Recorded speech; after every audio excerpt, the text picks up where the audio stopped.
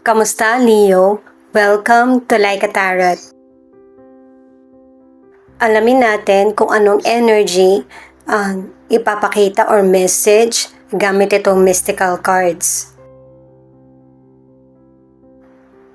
Araw-araw, every week, may mga pagbabagong nangyayari.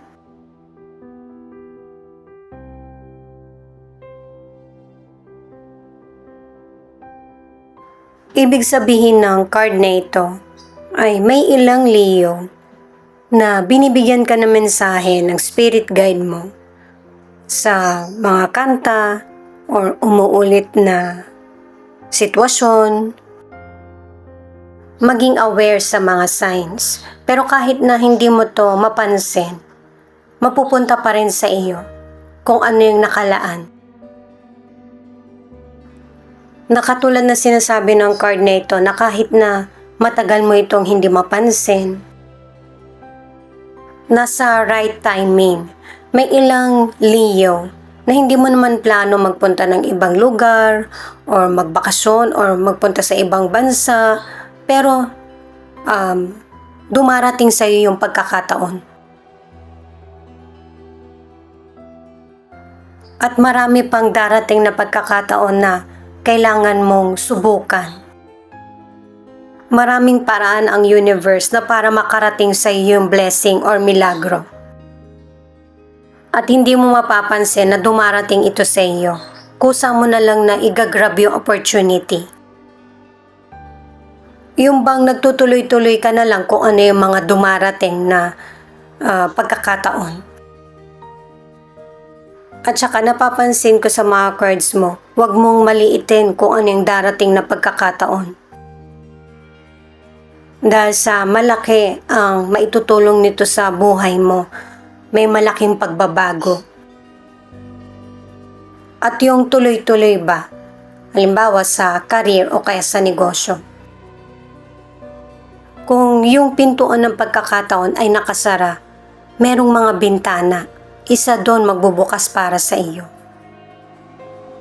Yun yung sinasabing may paraan ang universe. Halimbawa, nag-apply ka sa ibang bansa pero may problema ka sa medical.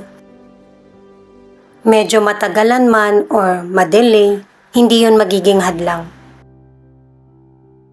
Ito yung mga cards na pwedeng ipakita yung feelings mo or feelings ng person mo. Itong unang card, maaaring ikaw ito o yung person mo na may mga katotohanan kang nalaman patungkol sa buhay mo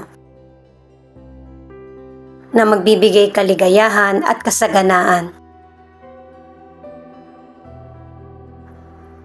Maaari na ang ilan sa inyo dahil sa may magandang opportunity na dumarating or ito yung magandang timing, kaya ang ilan sa inyo nag-propose ka na sa person mo or ninanais mo na magsama na kayo.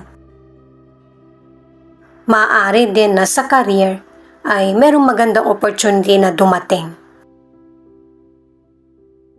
Pero dahil sa biglaan yung proposal, maaari na ang ilan sa inyo hindi mo tinanggap or may biglaang desisyon. Maaari na yung person mo yung tumaliwas sa mga gusto mo or pangarap. Pero pareho kayong mag-move on sa situation na ito. May mga Leo na humihiling ka sa may kapal na magkaroon ng katuparan yung mga dreams mo at natutupad kung ano yung pinakamahalaga at yung pinakasakto sa situation mo.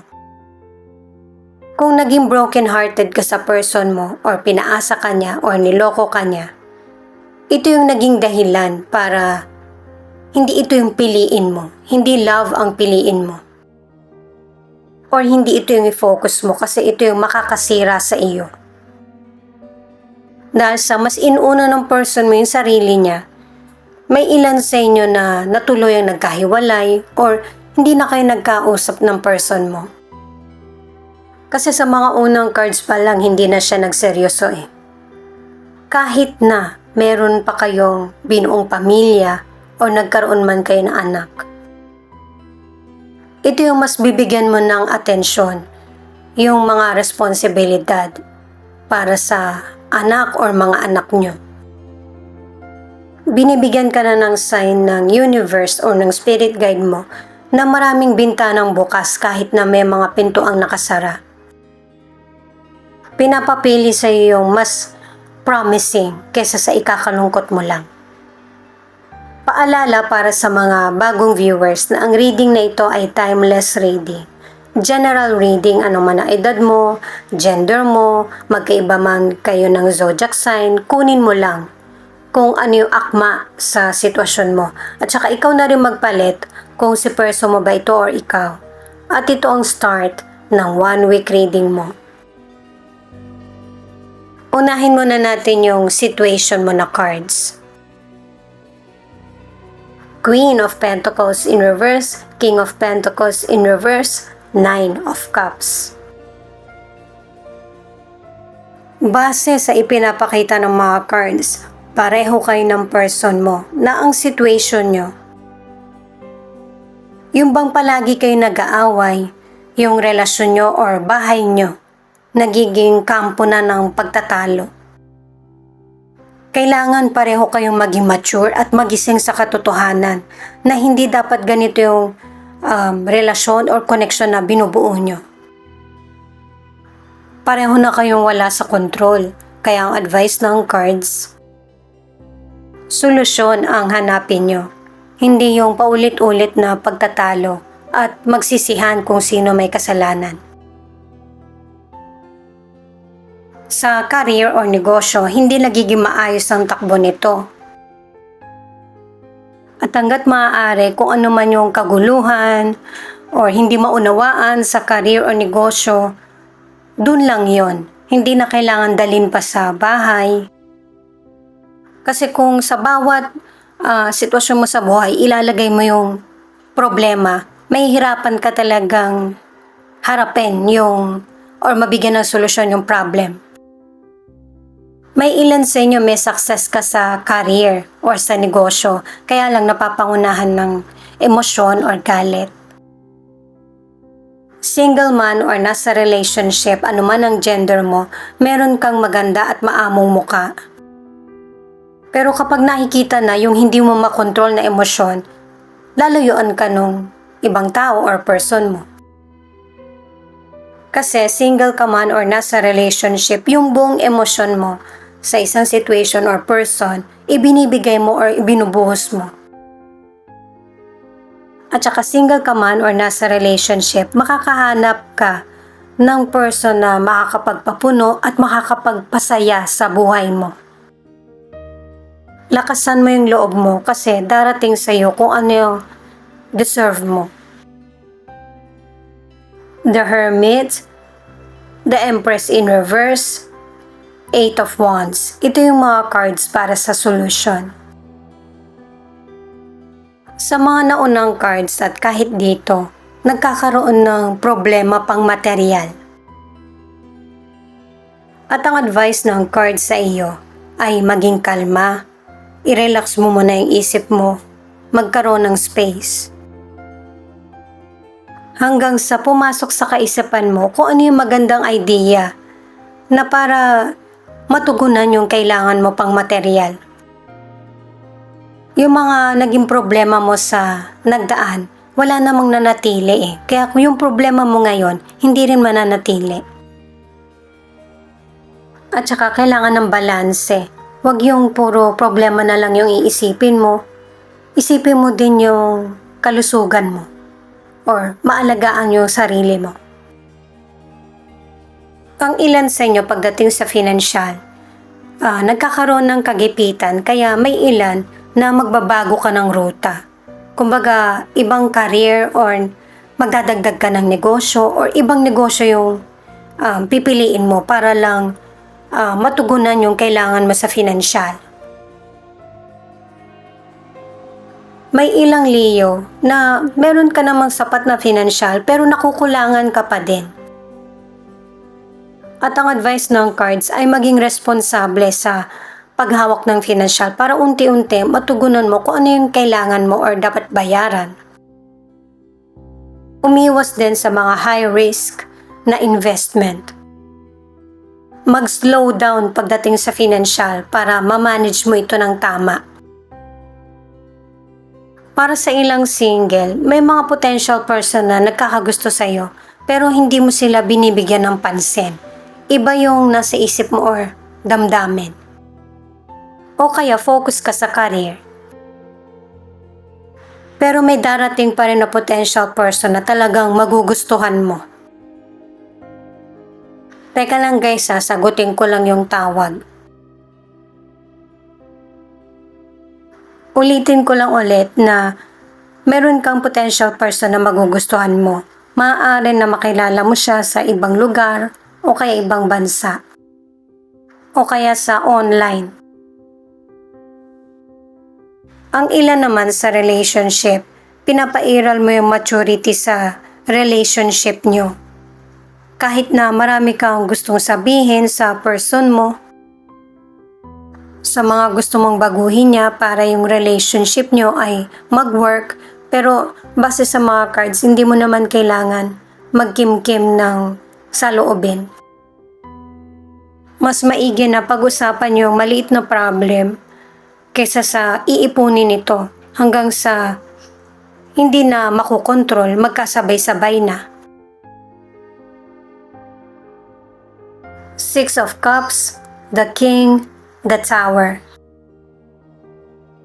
Ito yung cards mo para sa outcome. Ano man ang gender ng person mo, lahat tayo umaabot sa limitasyon sa career, sa negosyo, sa pasensya, sa edad natin na may hirapan tayong makontrol. Hindi solusyon yung pagkalito, galit, or init ng ulo. Pwedeng ikaw yung nakakaranas nito or ang person mo. May mga tao sa paligid mo na matalino at saka marunong bumalanse sa nararamdaman or umunawa na para makatulong. Dahil sa karelasyon mo man ito or person mo ito, family mo or friend, pareho kayong nasusubukan kung gaano nakatatag yung nabuo niyong koneksyon o relasyon. Ano man yung mga nangyayaring hadlang, ay kailangan nyo makasabay at hindi tumaliwas. Merong mga malaking pagbabago magaganap sa buhay nyo na magiging painful. Maging patient at magpakatatag sa darating na problem. Dahil sa bawat problem, merong hidden opportunity at saka solutions. Sa kalusugan naman, bukod sa doktor, kung meron kang illness, tutulungan ka ng family mo at susuporta din yung mga friends mo. At saka mag-ingat din ang ilang Leo na masobrahan sa kapaguran or kulang ka sa tulog. Maaari na ito yung maging cause ng accident or mabaliwala yung mga pinaghirapan mo. Kahit busy, importante na maipahinga mo yung katawan mo. Ito naman ang final card, the Fool. Napakaganda ng card na ito kasi meron ng bagong chapter ka, new beginning na sisimulan mo sa buhay mo. Itong sisimulan mo ay sobrang magpapasaya sa'yo.